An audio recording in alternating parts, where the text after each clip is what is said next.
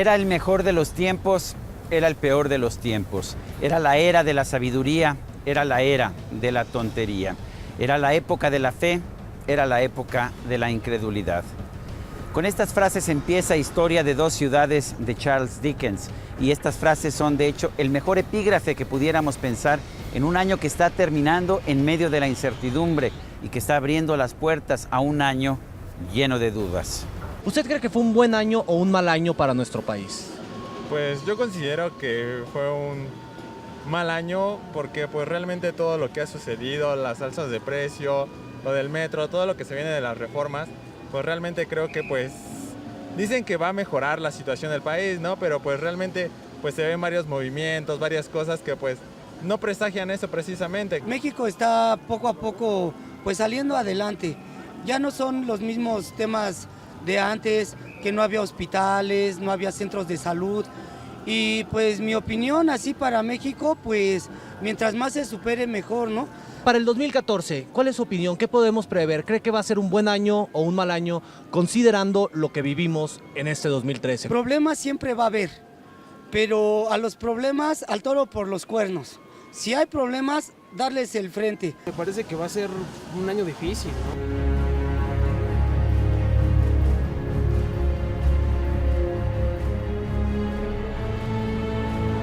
El 2013 empezó lleno de esperanzas. Era el momento de México. Nuestro país se había puesto súbitamente de moda. El Financial Times de Londres hablaba acerca del Aztec Tiger, el tigre azteca, como si nuestro país pudiera convertirse realmente en un nuevo tigre asiático. La revista The Economist señalaba que México era un país más atractivo que China para las inversiones. El New York Times afirmaba que Enrique Peña Nieto es un líder que impulsa un lado diferente de México. Pero el 2013 no fue un año sencillo. La economía mexicana se desaceleró marcadamente, en buena medida por circunstancias de la economía internacional, pero también por errores de política económica. Mira, primero, muy importante señalar que a diferencia de lo que es normal en cualquier sociedad, en cualquier país, en la que la economía es lo que predomina como el problema más importante, como lo que más preocupa a las personas, en el caso de México apareció el tema de la inseguridad, que compite cercanamente con la economía. ¿Y qué pasó en el 2013? Ha sido un año económicamente sumamente difícil, no digamos para México, para el mundo entero. Entonces, si algo caracteriza el gran reto que ha tenido la popularidad del presidente Peña Nieto es, que no se ve afectado de una manera proporcional al pesimismo económico que ha privado en México y en el mundo durante todo este tiempo. Enrique Peña Nieto llegó a tener como exgobernador o como excandidato niveles históricos de buena reputación. Ha llegado a tener 65, 70 puntos cuando se resta la buena opinión menos la negativa. Al día de elección nosotros registramos 14, 15 puntos de buena opinión, es decir, le costó casi 50 puntos de imagen. A partir de que empieza a gobernar, sube otra vez la buena imagen del presidente. Yo creo que el mejor registro que tenemos reciente es de marzo de este año, donde registró otra vez 55 o 53. Si en el 2012 la economía mexicana creció casi 4%, en el 2013 el crecimiento cayó dramáticamente y se ubicó en poco más de 1%. Hubo factores internacionales en esta situación, es cierto, pero también algunos nacionales. De hecho, la experiencia nos dice que cada vez que hay un cambio de gobierno se genera un desajuste económico, en parte como consecuencia de que el gasto público se detiene durante un tiempo.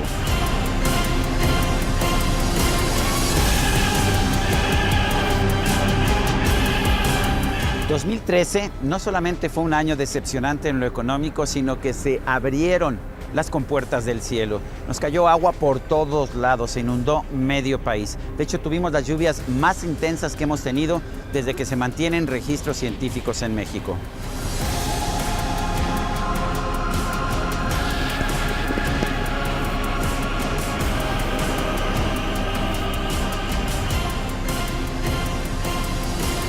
Guerrero fue la entidad más golpeada por las lluvias de septiembre. En la pequeña comunidad de La Pintada, en Guerrero, el desgajamiento de un cerro dejó decenas de personas muertas. Zonas habitacionales de Acapulco sufrieron también fuertes inundaciones. Los daños en las carreteras ascendieron a cientos de millones de pesos. Pero así como Guerrero fue afectado, también lo fue Oaxaca y unas semanas después, Sinaloa. La afectación a la actividad productiva del país fue enorme. De hecho, las fuertes lluvias que sufrió México fueron una de las razones por las cuales la economía nacional perdió ímpetu en el verano.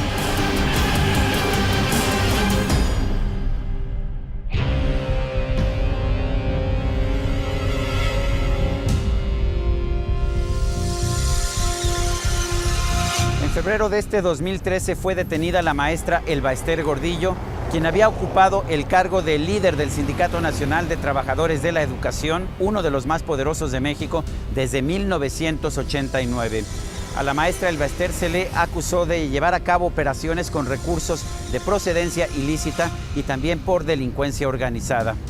Meses después, también se presentó una acusación en su contra por defraudación fiscal. No era fácil presentar acusaciones en contra de la poderosa líder de los maestros.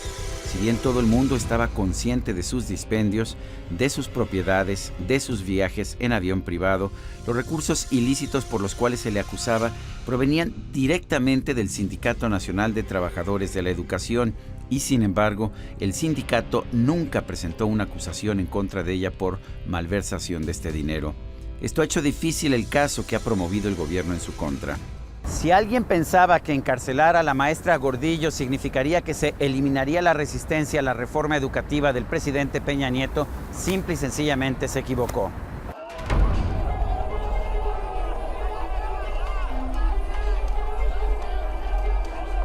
Los maestros de la Coordinadora Nacional de Trabajadores de la Educación, la organización que desde los años 80 ha cuestionado el liderazgo oficial del sindicato, montaron una organizada resistencia en contra de la reforma, con paros en estados como Oaxaca y Chiapas, así como con manifestaciones y bloqueos constantes en la Ciudad de México y en otras regiones del país.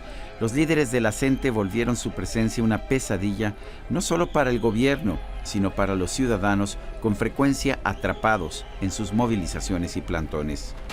¿Qué podemos esperar los mexicanos para el 2014? Bueno, muchos especialistas consideran que puede haber una mejoría en lo económico. Uno de los factores más importantes es exterior, viene de fuera. La economía de Estados Unidos, nuestro principal socio comercial, y las de otros países con los que comerciamos están teniendo un repunte. No es muy fuerte, pero sí es un repunte indudable. Por otra parte, tenemos un factor negativo en lo interno. La reforma fiscal es un aumento de impuestos muy fuerte para los consumidores y para las empresas de nuestro país. Esto significa que habrá menos dinero para el consumo y menos dinero para invertir. También del otro lado está el déficit de presupuesto. El gobierno va a aumentar su déficit de forma muy importante en el 2014. Y si bien el déficit es un riesgo enorme para la economía en el largo plazo, en el corto plazo le va a dar un empujoncito a la economía y le va a permitir crecer un poco más rápido. El presidente tuvo un primer año, diría yo, discreto, y yo creo que se explica por su necesidad de mantener el pacto funcionando. Si ustedes recuerdan, fue un presidente con poco protagonismo durante el año, no se adjudicó las reformas que están ocurriendo a fin de año y lo hizo con mucha prudencia política, yo creo que muy acertada, porque pues logró los cambios que se propuso. Obviamente en las inundaciones, la verdad, digo, no quiero sonar cínico, pero siempre hay una oportunidad de exposición para los líderes que la aprovechan o que hacen lo que tienen que hacer. El presidente lo hizo, seguramente ahí hubo un pico razonable sobre la popularidad del presidente, pero en general se ha mantenido a lo largo del año muy estable hasta el momento del anuncio de la reforma hacendaria. Todavía no nacen mexicanos, ni chinos, ni japoneses que les guste pagar impuestos. Las lluvias del 2013, independientemente de todo el sufrimiento humano que generaron, han dejado las presas llenas, lo cual augura buenas cosechas en el futuro. Algunas industrias en nuestro país, como la producción de automóviles para exportación, han seguido creciendo a pesar de todos los problemas y siguen recibiendo inversiones importantes a pesar de las dificultades económicas globales. Hay un consenso entre los analistas en el sentido de que el 2014 será mejor que el 2013, tanto en México como en el resto del mundo. Si las empresas mexicanas logran absorber las consecuencias del alza de impuestos, podrán aprovechar esta nueva coyuntura internacional. De hecho, no deja de ser interesante que a pesar de las dificultades económicas para México en 2013, se generaron en el país más de 500,000 empleos formales registrados en el Seguro Social. No es una mala cifra para un año con crecimiento económico marginal.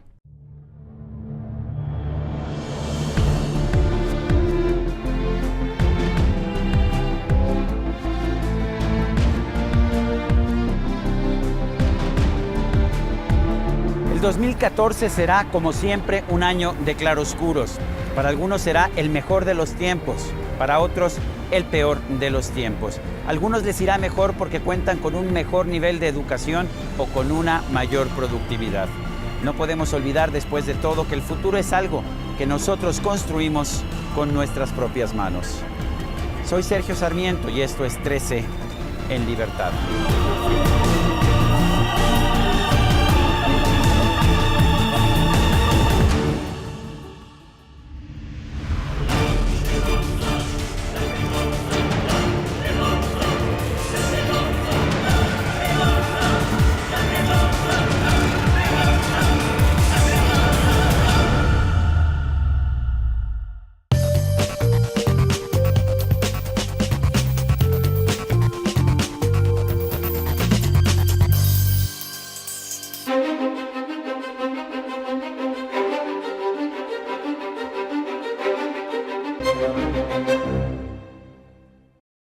¿Qué tal? ¿Cómo les va?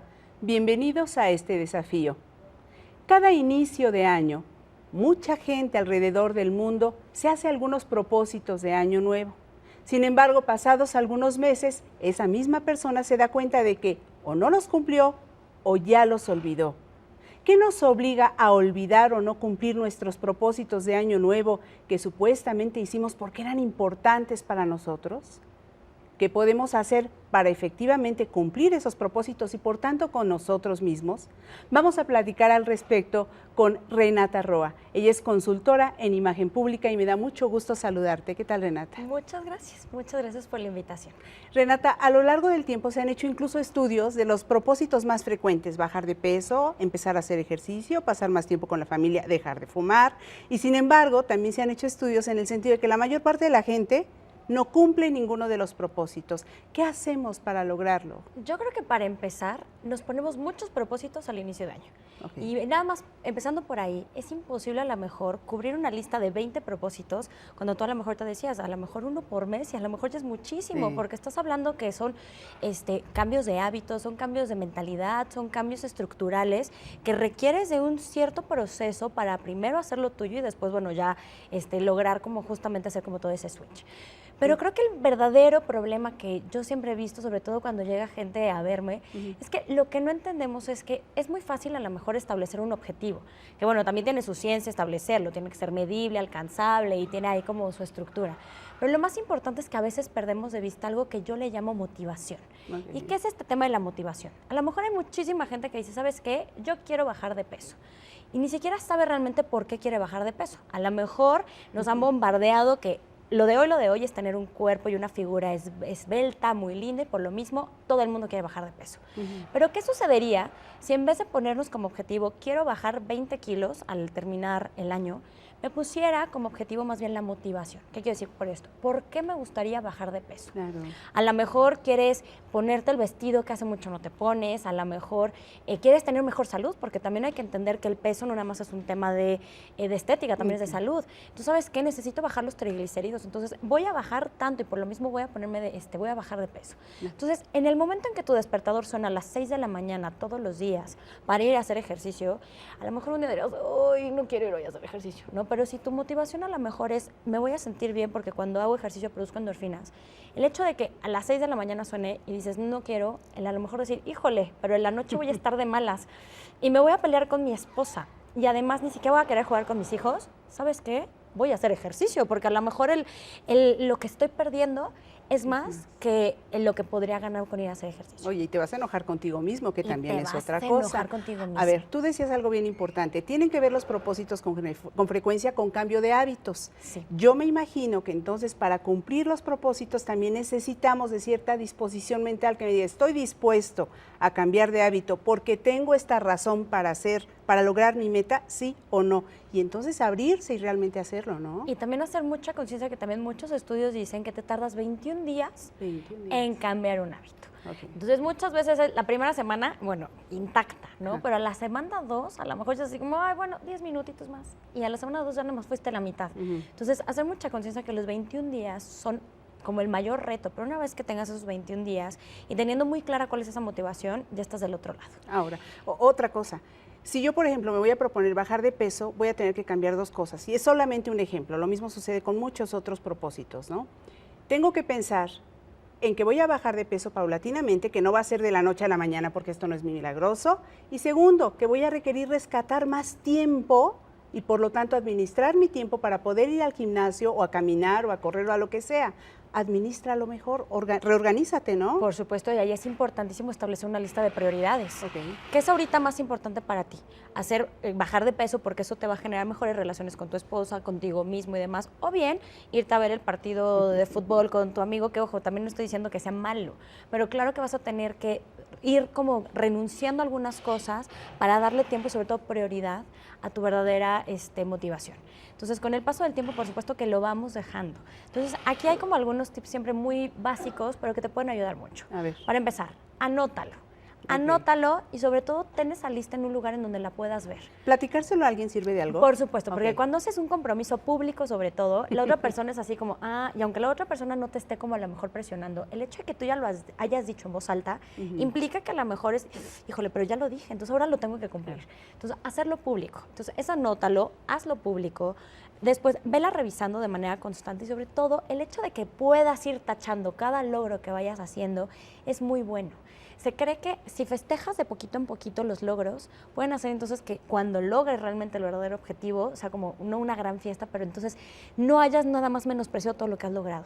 ¿Qué sucede? Decimos, queremos bajar 20 kilos, ¿no? Pero si a lo mejor bajaste uno, o sea, ni siquiera lo festejas ni tantito. No. Entonces es también empezar como a reeducar a nuestro cerebro que ese 1 kilo ha valido un esfuerzo y sobre todo vale la pena seguir esforzándote para que a lo mejor no ahorita, pero al final de año sí bajes tus 20 kilos.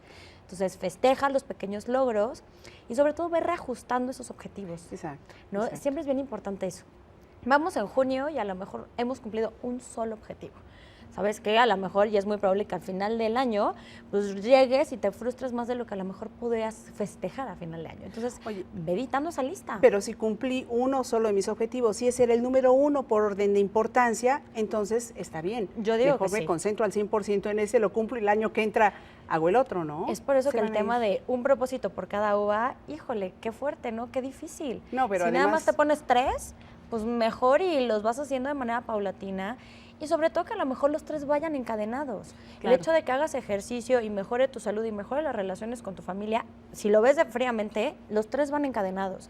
Haces ejercicio, te sientes mejor, el sentirte mejor hace que mejore tu salud, el tener mejor salud aumenta tu energía y por lo mismo hace que tengas mejor relación con tu familia. Entonces piensa también en objetivos que a lo mejor pueden estar encadenados para que sea más fácil lograrlos. Quizás lograr esos objetivos nos haga tener una mejor relación a cada uno de nosotros con nosotros mismos. Pensemos en eso. Renata Arroba, consultora en imagen pública. Muchísimas gracias por habernos acompañado. Muchísimas gracias a ustedes y feliz año nuevo. Felicidades para ustedes también y hasta la próxima.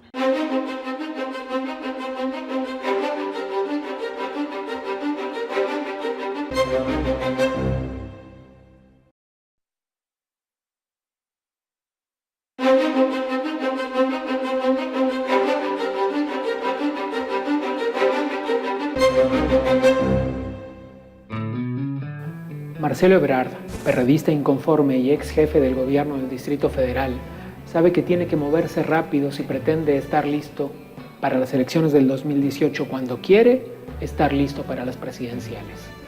Él dice que su partido no lo contiene. Él dice que su partido no está a la altura de lo que el país merece. Todo eso esta noche en La Pura Verdad.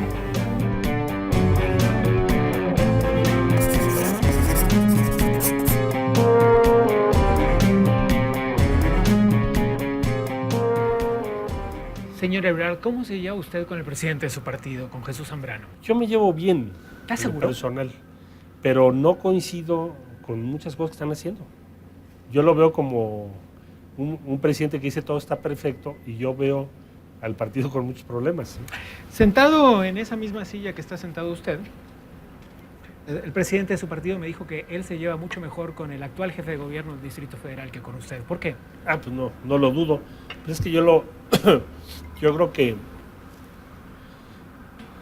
deben ser varios factores, ¿no? Un factor es que pienso contender en la sucesión del propio presidente del partido, número uno.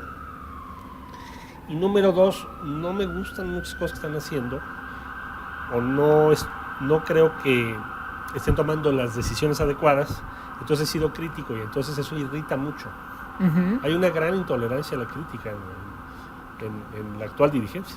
Bueno, usted dice que sí se lleva bien con él, usted al menos. En ¿Cómo lo se lleva personal, él con sí. usted? Es otra historia. En lo digamos. personal sí, pero no es un tema personal, es un tema de qué representas. Pero cada usted quien. habla de una impugnación del Congreso Nacional del PRD.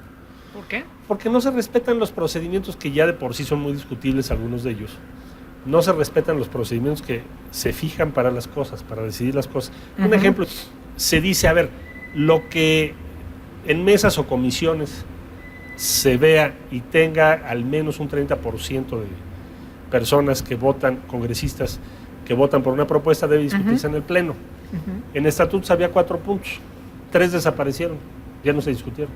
Reelección, por ejemplo, se dijo, pues ya hay consenso de que se quite, ni se votó, técnicamente, por ejemplo, ¿no? Entonces, no quiero parecer que soy obsesivo con los procedimientos con el ánimo de crear un problema, sino las formas, los procedimientos del PRD hoy son muy anticuados, son anacrónicos de por sí, y además no se cumplen. Entonces imagínate, ¿cómo no vas a cuestionarlos?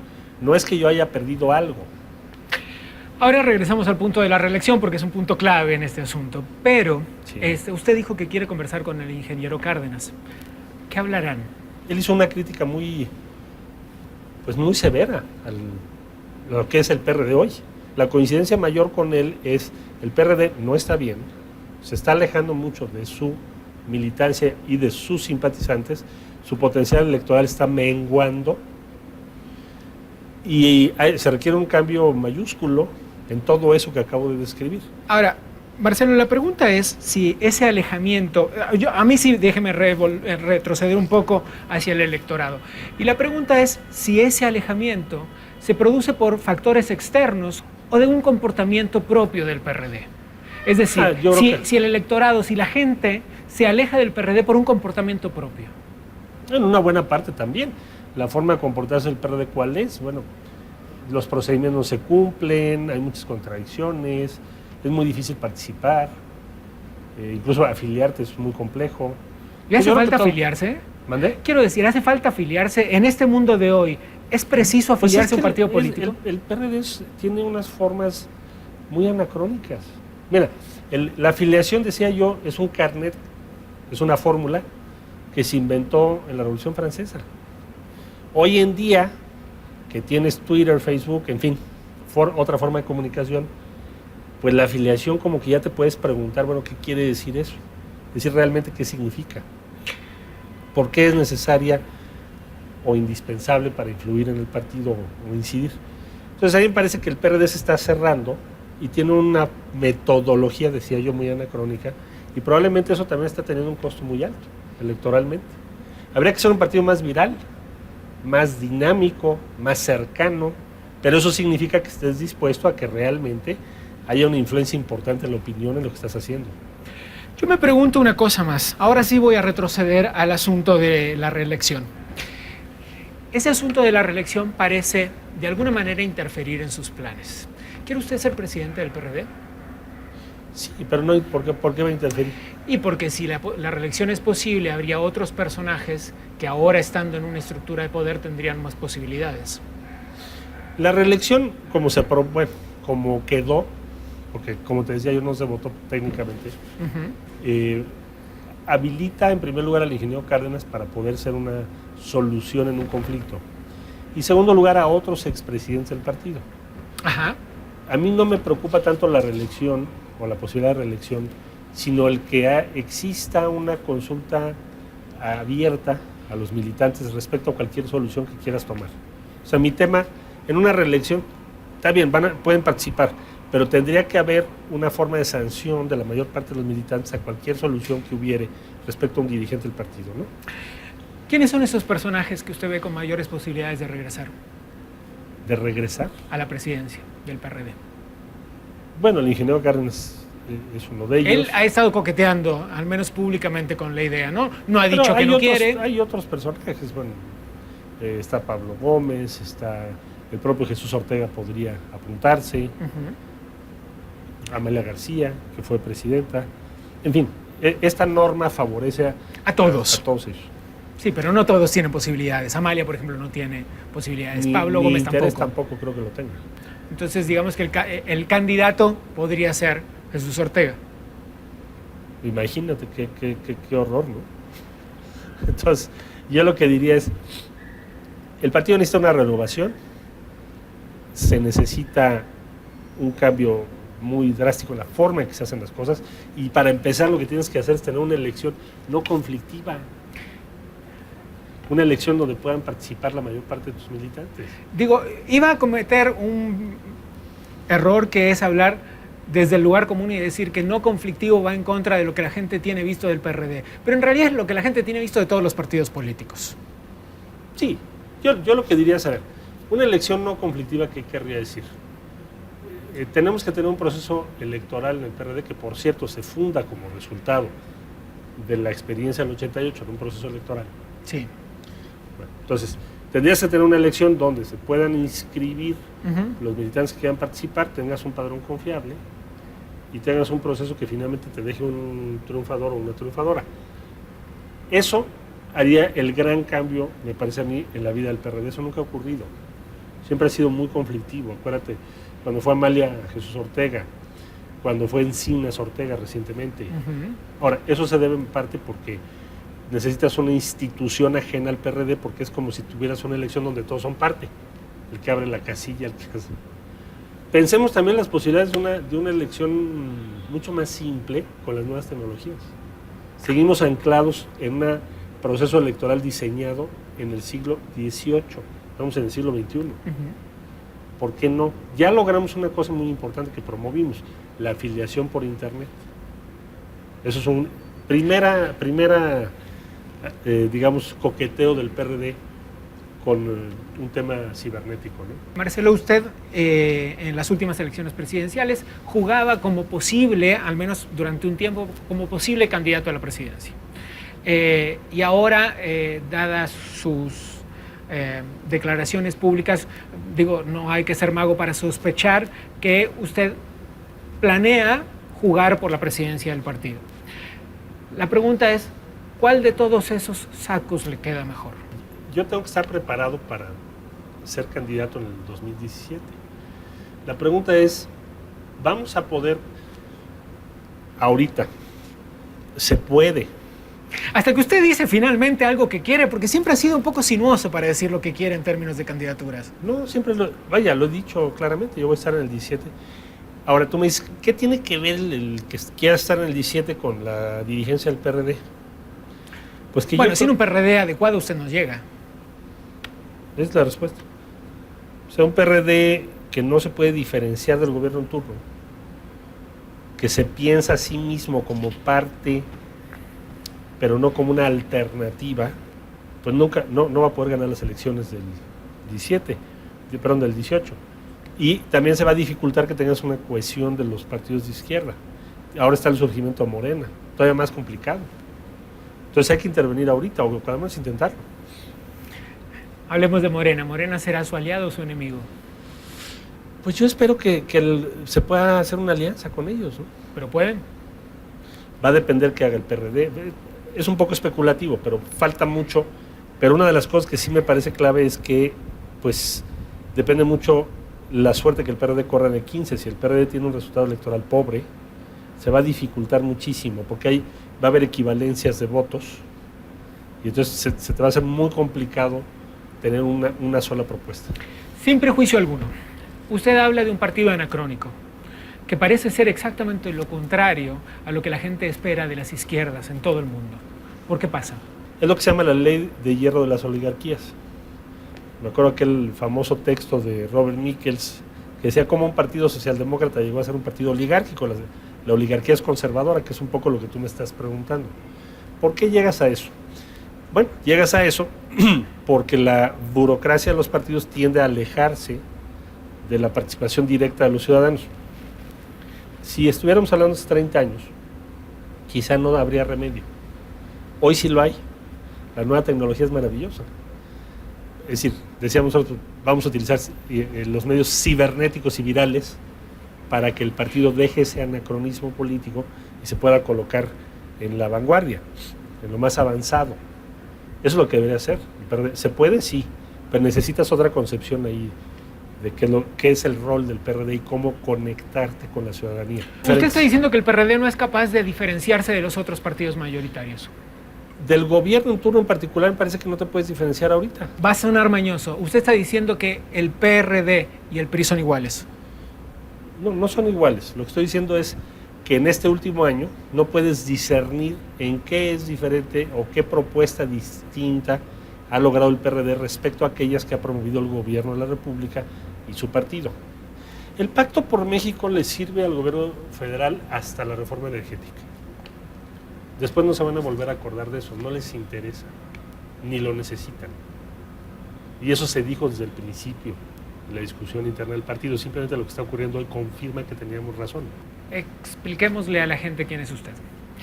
Después de haber dejado el gobierno de la Ciudad de México, el más importante en términos electorales del país, usted se llamó a un silencio que pocas personas entendieron. Cuénteme de qué vive hoy. A un silencio no, si me dicen lo contrario, que estoy haciendo mucho ruido. Mira, yo vivo de esto.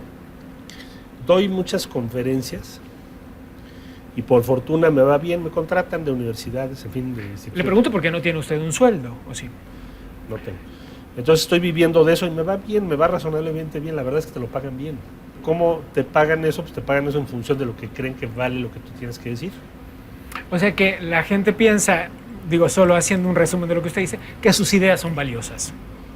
Que es interesante, que son valiosas o que las experiencias que tuvimos en el DF fueron o puedan ser útiles. Muy bien, eso ha sido todo por hoy. Muchas gracias por venir. Muchas gracias.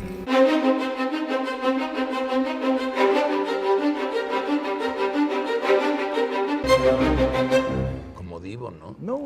Sí. Hola amigos, bienvenidos a un programa más de Aquí Entre Amigos, el programa de análisis más corto que hay en la televisión, con mis queridos amigos, el doctor Raúl Quintanilla y el doctor Pepe Newman. Y antes que nada, desearles mañana un gran feliz año, que sea el mejor año nuevo de su vida, y les vamos a platicar de qué se trata el último programa del 2013. Vamos a hacer una representación y vamos a discutir sobre las 3 tazas que hay en la mesa. El dirigente del PRD, el doctor Pepe Newman, va a discutir por qué es negra su taza. El dirigente del PAN, el gran doctor Raúl Quintanilla, nos va a explicar por qué es roja su taza, y el dirigente del PRI, el señor Carlos Alarraqui, va a explicar por qué es blanca su taza. Y esperemos que se duerman con una sonrisa. No, por lo menos. Empecemos con el tema de la taza negra, doctor del PRD. No, yo quiero decir algo. El doctor del PAN.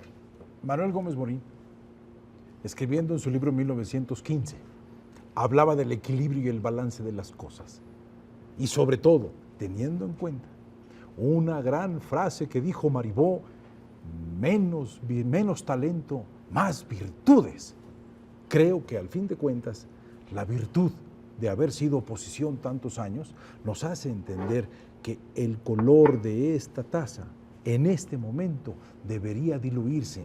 Es un rojo que solamente apela a reacciones violentas, es un rojo de costumbres antagónicas. Necesitamos encontrar los colores diluidos del diálogo, del sentido de la responsabilidad y sobre todo de saber que la limpieza de la ejecución de nuestras labores políticas... Yo creo que es suficiente. Bueno, pero Gómez Morín ya es un abuso de la tribuna. 1915. Ya es un abuso de la tribuna lo que estás haciendo.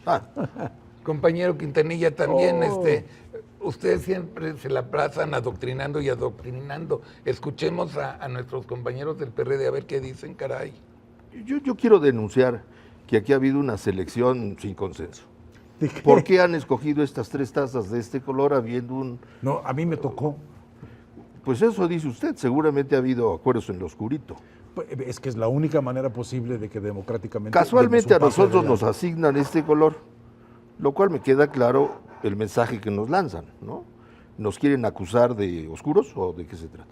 Yo creo que fue la mesera, compañeros presidentes. La mesera de la Cámara nos trajo las estas. Si quieren yo se las cambio, porque aquí el diálogo es lo más importante y lo único que no estoy viendo es armonía y diálogo con usted. Usted Ideas. saca No son ideas. el rojo de la Ideas. violencia y el negro del oscuro. Ideas. Se las cambio. No, nosotros ya estamos, estamos Estructura. hartos de este tipo de discurso falso. Ideas, conciliación, estructura. Conciliación ninguna. Ustedes siempre han establecido acuerdos en lo oscurito, finalmente acaban decidiendo en favor de sus propios intereses. Doctor Newman, de fue la espaldas al pueblo. mesera, carajo. Fue la mesera. Bueno, la pregunta es quién paga la mesera.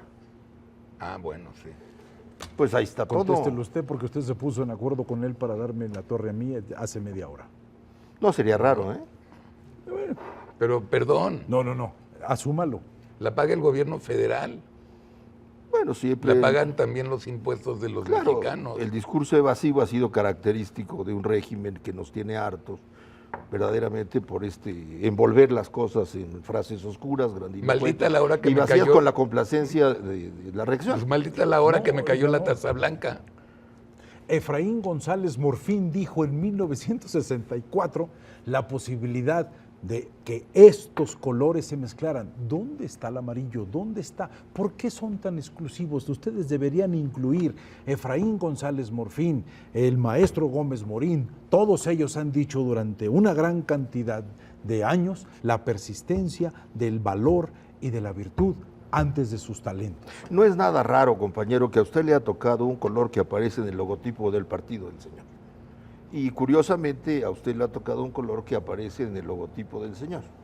Fue la mesera, por el amor de Dios, que no sabía dónde nos íbamos a sentar. ¿Por qué siempre cuando yo trato de llevar armonía y trato de llevar el beneficio de la espiritualidad y armonía en el país, ustedes siempre no pueden estar conformes y al rojo le ven sangre que no es sangre? También puede ser salsa ketchup, por el amor, para comer hamburguesas ¿Está usted y frijoles representando al PRI? refritos, por el amor de Dios. ¿Está representando al PRI o a la Soy Bolsa del Negra PRI. Sacra, mi querido maestro, con sus ideas? Ah, bueno, entonces Me salió más papista que el Papa. El rojo es sangre. Huele a ¿verdad, compañero? Santón. Seguramente, Él es lleno de bondad. Pues si el negro no hay frijoles seguramente, refritos. sobre pretexto de seguir en el debate, alguna votación secreta están urdiendo. ¿Quiénes con Queremos quiénes? denunciar, pues ustedes. ¿Por qué? Queremos denunciar que seguramente detrás de su discurso vano han establecido acuerdos en lo oscurito y estamos a punto A ver, doctor, de un mayoriteo. Es de la misma categoría y calidad física las 3 tazas. Pero no hay reflejan igual la luz. Queda clarísimo. Y pueden servir para diferentes propósitos. ¿Usted el ya más está de acuerdo con el PRD ahorita? Creo que tiene razón. Siempre hay porque posibilidades lo que de usted acaba de conciliación. decir es tan ilógico que yo creo que tenemos que hacer algo, tenemos que llegar a un Bendito acuerdo. sea Dios que Tenemos que nosotros mantener seamos las mayoría. pláticas, saber ustedes de su posición Porque lo absurda. que dijo el señor es verdaderamente terrible. Finalmente- tiene el espíritu del que ganó la reforma. Bueno, el enemigo común, compañero, es este régimen arcaico. ¿Pero qué tienen que ver las reformas con las Exactamente, tasas? exactamente. Hay que acabar con esto. ¿Qué tiene que Necesitamos Ve usted un cómo él México desplaza la dinámico. discusión a cosas Exactamente, vanas. hacia cosas Sí, elementales. el color de las tazas. ¿no? Nada más. Cuando lo que está en suerte es el país. ¿Y por qué? Bueno, una pregunta, mi querido doctor Newman. El engendro más grande del Compañero, año. por favor, compañero. El engendro más grande del año. ¿cuál fue? Compañero, por favor. Compañero Newman. El engendro más grande del año. ¿De qué podemos hablar acerca Ahora del engendro más resulta grande del del año? engendro.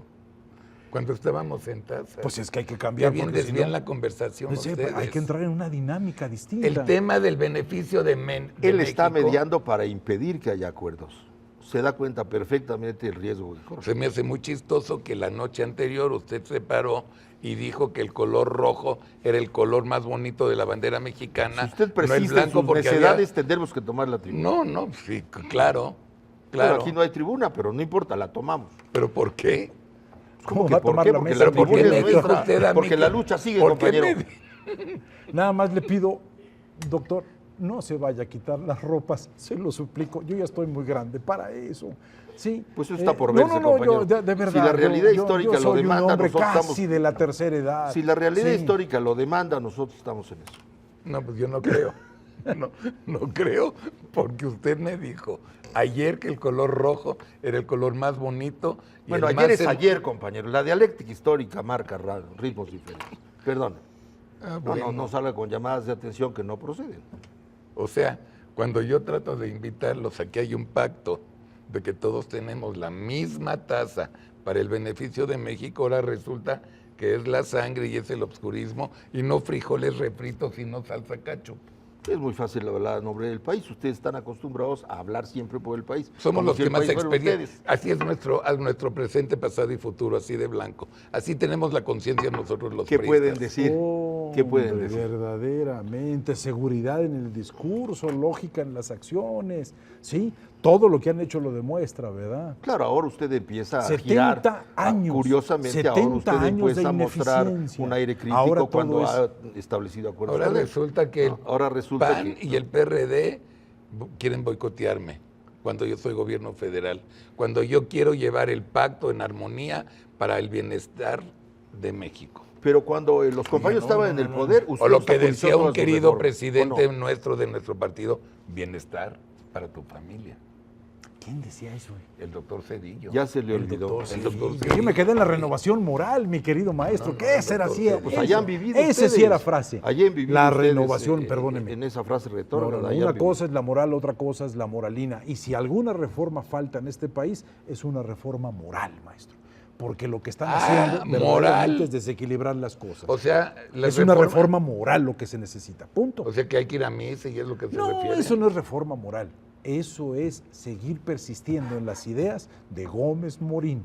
Gómez Morín lo dijo en 1940 y tantos, Ya no estamos recuerdo. hartos de la Y por favor, reiteración de lean su un libro que se llama discurso 1915, ahí está. ¿Por qué repite todo el lo que PAN? este Ya país basta, ya necesita. Compañero doctor, Por la ¿por qué lo carencia de repite? ideas, la carencia de propuestas. Es siempre la exhortación al bien común, al bien que les conviene. ¿Y ustedes por qué siempre protestan por todo?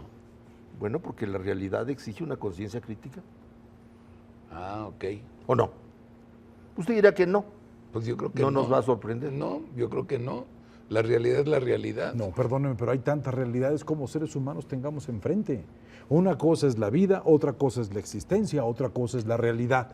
Cuando ya no puedes con la existencia porque este existir es una mala broma, ¿sí? Necesitamos crear una realidad.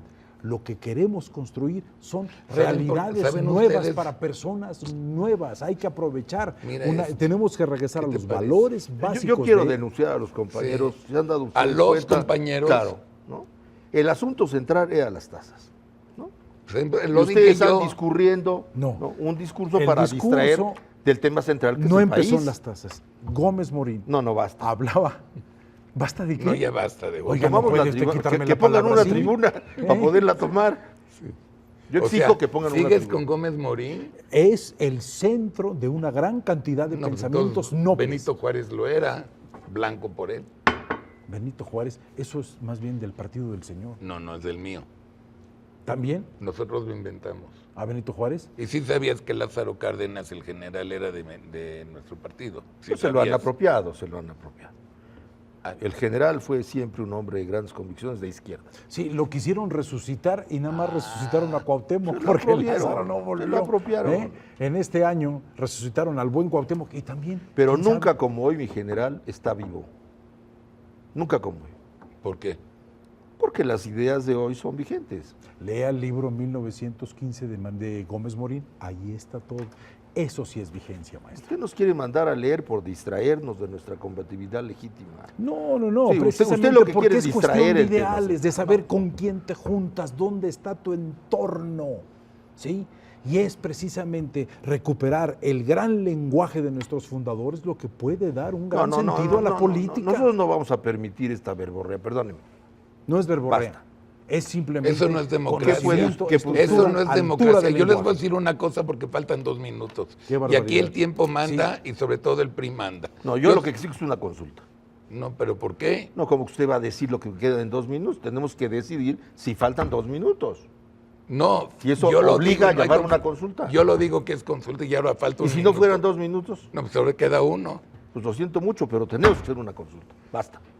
Pues yo nada más le digo, a nombre del PRI, mis queridos públicos, que tengan el 2014 el mejor año de su vida, aunque no estén de acuerdo el perredista y el panista. Porque El siempre más ve todo. combativo.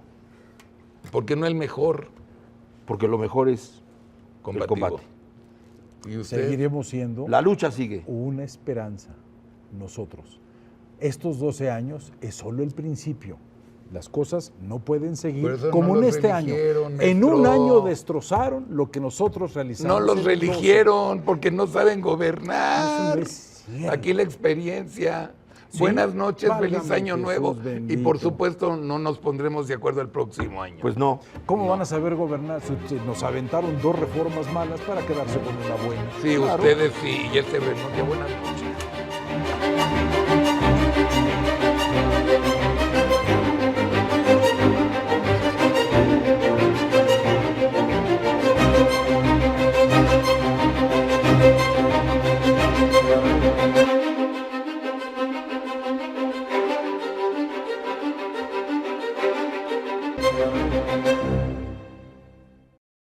Bienvenidos a Desafío. El día de hoy tenemos a Marcela González Durán, directora editorial de Alfaguara Taurus. Bienvenida, Marcela, ¿qué tal estás? Muy bien y muy contenta de estar acá contigo, Bernardo. Igualmente, un honor. Te dedicas al mundo de la literatura, por supuesto, el año habrá sido prometedor. Cuéntame, ¿qué dicen los lectores? ¿Qué fue lo mejor del año, esas 5 piezas que nos definieron el 2013? Con muchísimo gusto. Mira, la verdad es que yo te diría que todos los libros que publicamos son muy buenos, pero los lectores deciden de alguna forma cuáles son los libros que desean y que quieren a lo largo del año. Y dentro de estos 5 libros te quiero mencionar en primer lugar la novela que escribe Mario Vargas Llosa después de haber sacado el premio Nobel en 2010, que se llama El héroe discreto. Esta novela me parece que va a tener muchísimos lectores, muchos más que a lo mejor de otras novelas, porque hay un regreso de Vargas Llosa al universo de Perú, de Piura. Vas a encontrar a personajes que ya habías tenido en otras novelas y sobre todo cuenta la historia de 2 hombres que tienen vidas normales y que de alguna forma se rebelan contra el orden establecido. Uno no se deja chantajear. ¿El orden político? El orden... Es uno de ellos, por ejemplo, que es un transportista en la ciudad de Piura, recibe un día una amenaza, que si no paga cierta cantidad de dinero le van a destruir su empresa. Y él decide no hacerle caso a este chantajista. Y por otro lado hay otro personaje que vive en Lima y que es un empresario muy, muy exitoso, pero que tiene en contra un poco como la cuestión de rapiña de los hijos, que lo quieren ver muerto para quedarse con todo. Y de alguna forma estas 2 historias se van a entretejer y nos van a dar cuenta de estos elementos heroicos que tiene la gente común y corriente que hacen estos pequeños actos de rebeldía que los sacan un poco de la norma. Y a mí me gusta muchísimo una cosa que dice Vargas Llosa, porque justo estas personas son lo que son la reserva moral que tiene que haber en todas las sociedades. Entonces, esta es una primera novela que recomiendo muchísimo, El héroe discreto. ¿La segunda, Marcela? La segunda, bueno, es un libro que cumplió este año 50 años de haberse publicado. Lo tengo incluso acá lo traje, es la edición conmemorativa de Rayuela. Esta edición, la verdad es que pensamos mucho qué hacer para ofrecerle a los lectores una edición de aniversario, pero también especial y pensada para los lectores. Entonces no tiene grandes estudios ni cosas así detrás. Lo que hicimos fue poner un apéndice donde el mismo Cortázar va contando poco a poco cuál es la idea que tiene al empezar a escribir esta novela, el transcurso de la escritura de esta novela a través de fragmentos de cartas que le envía a muchos de sus amigos y luego en un momento dado a su editor. Esta es una de las novelas también que quiero recomendar. ¿Qué otra tenemos? Una novela que sorprendió a todo el mundo porque está escrita por un joven que tiene 28 años, que es suizo, que incluso cuando empezaron a hacer el éxito de ventas que fue en Francia, empezaron a comprar los derechos por todas partes. Esta novela se llama La verdad sobre el caso Harry Quebert. El autor se llama Joël Dicker.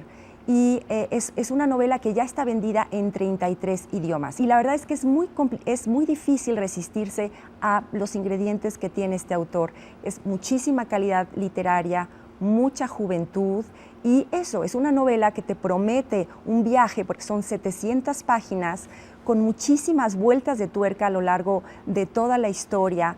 Hay un amor complicado entre un hombre mayor y una joven, hay un asesinato, hay también un autor joven que pide consejo a su maestro, que también es un autor muy exitoso porque tiene un bloqueo y no puede escribir la siguiente novela y tiene toda la presión de sus editores.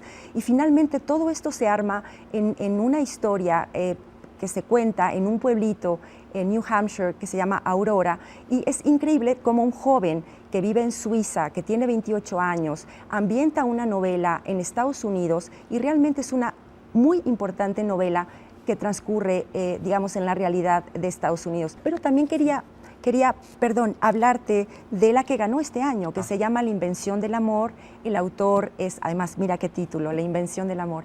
El autor es un escritor español que se llama José Ovejero, y la novela es perfecta para todos aquellos que ya no creen en el amor, que no les gustan las historias románticas, y verdaderamente es una novela donde a raíz de una cosa accidental, que es una llamada donde le dicen a una persona que Clara ha muerto, decide convertirse en esta persona que se supone fue el amante de Clara, y inventando esa relación que no tuvo, inventa a su vez el amor. Y la quinta novela, para terminar, claro, exactamente, es El francotirador paciente, la nueva novela de Arturo Pérez Reverte.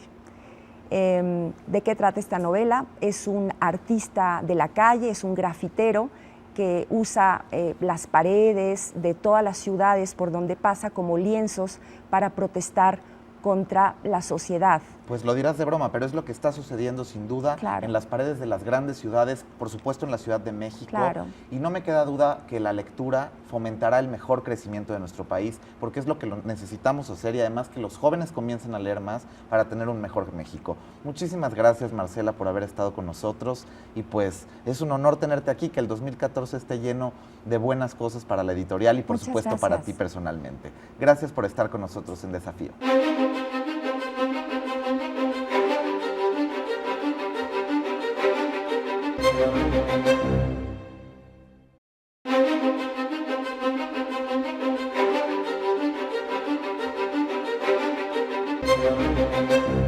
Tenemos un programa especial porque hoy es un día especial.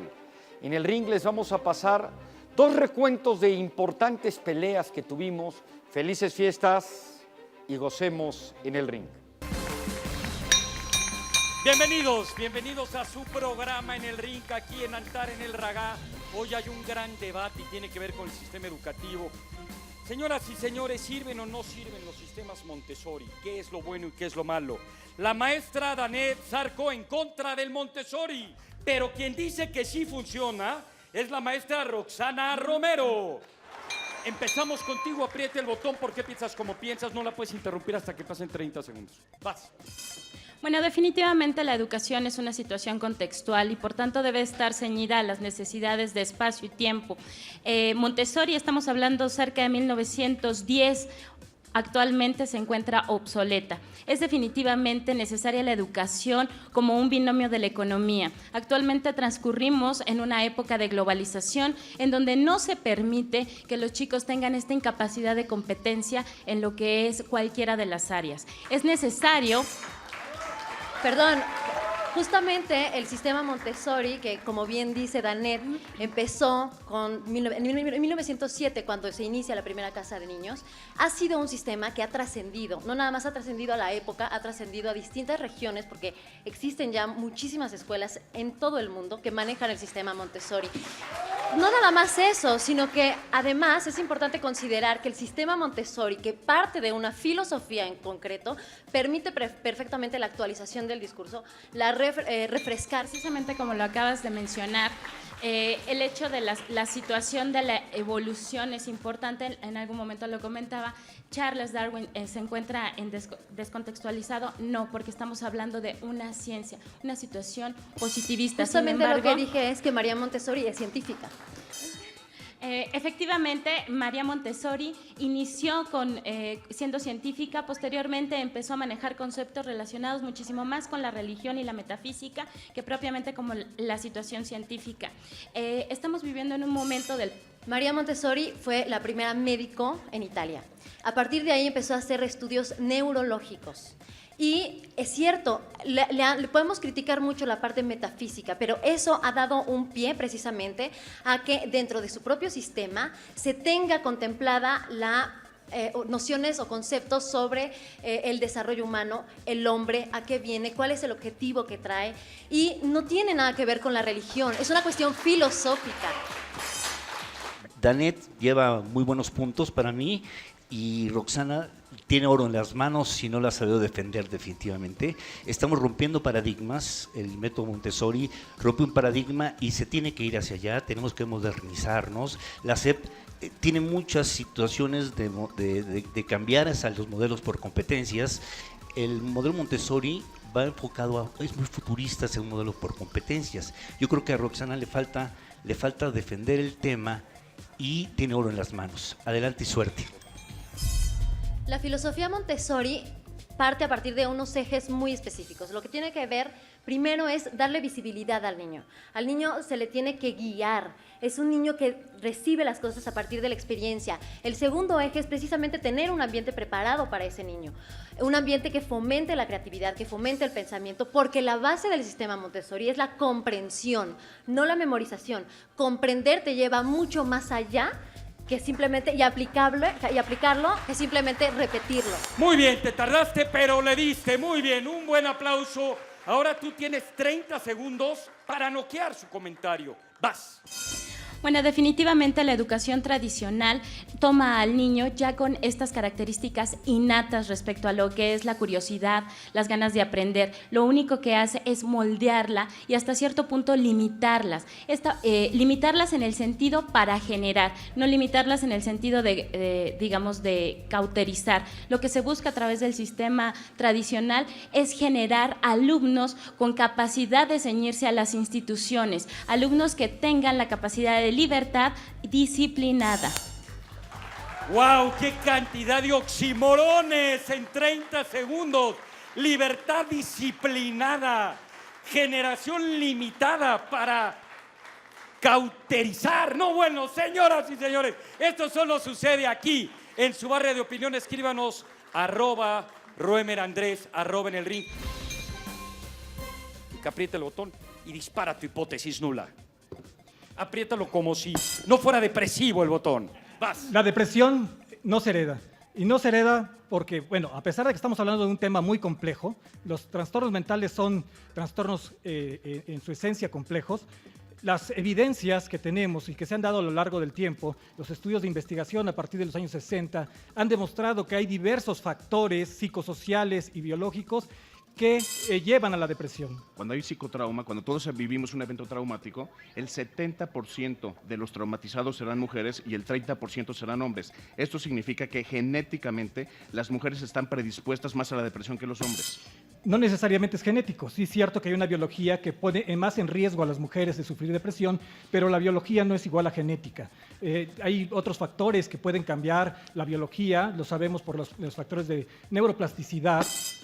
Definitivamente creo que el componente genético es definitorio. Cuando hay familias en trastorno obsesivo-compulsivo, que también es un trastorno depresivo y de ansiedad, hay 80% de probabilidades de heredar el TOC. El trastorno depresivo mayor no podemos compararlo con el trastorno obsesivo-compulsivo, son trastornos completamente diferentes. Pero los dos son trastornos de ansiedad y de depresión. No podemos... Apriétale. No podemos... confundir aquí los términos ansiedad y depresión, porque si no, los estudios que existen, la evidencia científica que dice, no la vamos a poder interpretar adecuadamente. La depresión y la ansiedad son trastornos que se presentan comórbicamente. Uno tiende a presentarse junto al otro. Tanto la depresión como la ansiedad tienen alto componente genético y ambos se combinan. Por eso hay tantos diferentes de depresión, tantos tipos de depresión, y ambas son hereditarias. Decíamos que la depresión es un problema muy complejo, que no es un factor único el que está determinando su aparición. Entonces, no es único, pero sí hay un componente genético y eso no lo puedes negar. Pero no está siendo el más importante. Los estudios... Espérame, dices que no es el más importante, pero ya lo aceptas. Esto se llama caída. ¿Lo aceptas o no lo aceptas? No lo acepto. Ok, te acabas de parar, sigues. Aprieta el botón otra vez. Los estudios de genética demuestran que hay estudios, diferentes tipos de estudios. Y hasta el momento ninguno de los estudios ha sido replicado. Los estudios de genética confirman que la depresión es hereditaria y por lo tanto los que somos Quisiera ver depresivos los estudios de tenemos que genética, cuidarnos. porque los diversos estudios de genética no han podido ser replicados ni en los estudios de gemelos, ni en los estudios de adopción, ni en los estudios poligénicos, que los genes asociados que en un momento se tienen, los estudios no se replican. Si te metes a la página mexicana, no gringa, de la Clínica de Depresión de Raúl de la Fuente, con la Facultad de Chile desde 2013, te voy a desmentir. La depresión es hereditable y lo más importante de esto es que los que tenemos, yo me incluyo, genética depresiva, nos tenemos que cuidar más porque somos más propensos a desarrollar esta enfermedad. Quisiera ver los estudios que ahí demuestran, porque sí hay que hacer un análisis muy importante. Los estudios de genética no se han replicado. Siempre hay un gen que se supone que es el que está generando. Cuando se hacen otros estudios, no se sostiene la hipótesis. Entonces habría que analizarlos adecuadamente, porque sí sabemos que los factores de estrés y que las pérdidas tempranas, el desempleo, el vivir solo, la violencia, el ser mujer, el estar en una etapa de la perimenopausia, son factores de riesgo. Si hablas de ser mujer, y me estás indicando, por si no sería discriminación, que hay un componente genético en las mujeres que desarrollan depresión, si no sería discriminación. No necesariamente. El componente es biológico, hormonal, pero no necesariamente genético, y por supuesto no todas las mujeres lo van a desarrollar porque su biología es diferente, pero no necesariamente por la que la genética es. Pero definitivamente creo que estás equivocado. Al ser mujer hay una predisposición genética a la depresión, como al ser hombre hay otras predisposiciones a ciertas enfermedades. Nuestro género nos predispone a ciertas enfermedades. Lo que es una realidad es que la depresión es la enfermedad más generalizada en el mundo y una de las razones principales es que su gen es un gen dominante. Sí, Mario Guerra, psicoterapeuta. Efectivamente, da más golpes, tiene como más técnica, sin embargo, creo que de pronto da algunos golpes ilegales. ¿Por qué? Porque habla de estrés postraumático, habla del TOC, que son padecimientos totalmente distintos y que no podemos argumentar en este caso, en esta pelea para esto. Veo que se inclina mucho hacia el determinismo genético y creo que es verdad que efectivamente hay predisposiciones, pero no son determinaciones.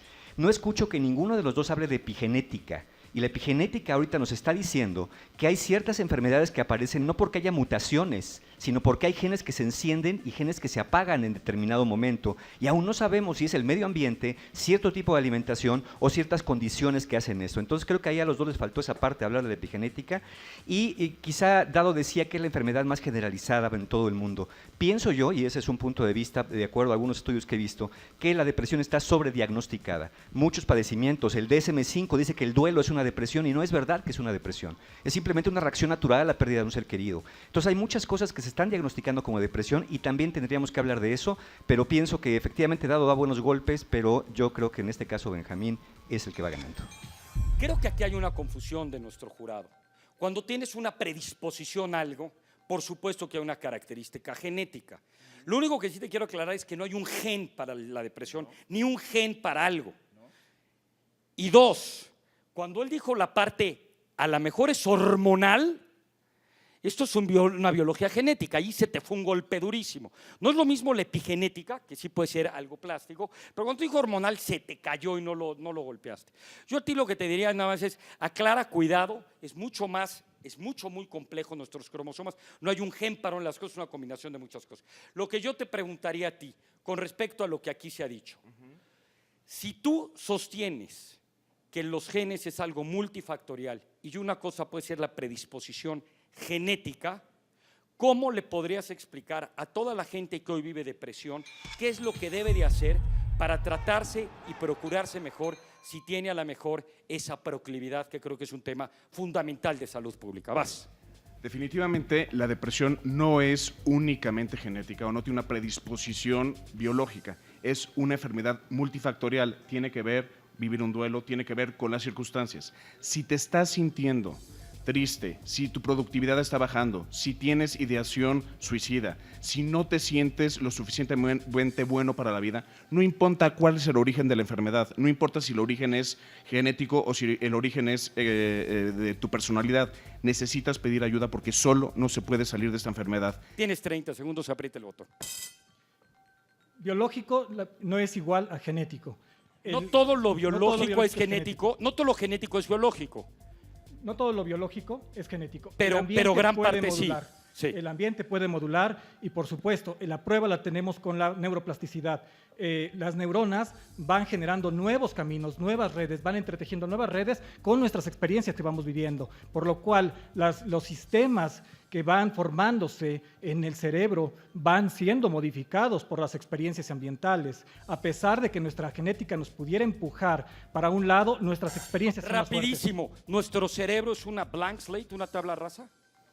Nuestro cerebro es una tabla rasa que la vamos a ir modulando. ¡Wow! Señoras y señores, este fue el debate. Para quien quiera conocer hoy por hoy nuestro cerebro, no hay nada mejor que leer La tabla rasa de Steven Pinker. Por supuesto, para otro debate, compartirte que, señoras, no se crean todo lo que piensan, no somos ninguna tabla rasa. Esa es mi opinión. Quédese aquí en Canal 13. Muchas gracias.